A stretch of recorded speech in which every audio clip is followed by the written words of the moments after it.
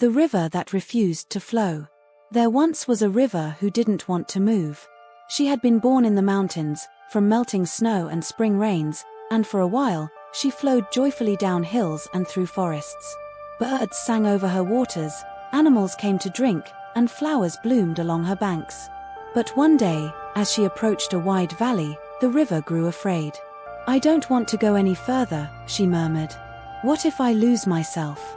What if I become something else?" She stopped flowing. The current slowed, then stilled. The animals moved on. The flowers wilted. And the birds stopped singing. Days passed. Then weeks. Then months. The sun beat down, and the water warmed and thickened. Algae covered her surface. The once clear river was now a stagnant pool. She was no longer visited, no longer full of life. And still, she refused to move.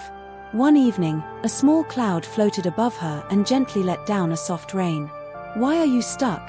asked the raindrop as it landed in her still water. "I'm scared of change," the river replied. "What if I lose what I am?" The raindrop was quiet for a moment, then said softly, "But you were never meant to stay the same. Flowing is who you are. Movement is how rivers live. You won't lose yourself, you'll become more of yourself." The river thought about that. The next morning, she took a deep breath, if rivers could, and began to move again. Slowly at first. Hesitantly. But then with growing courage and clarity.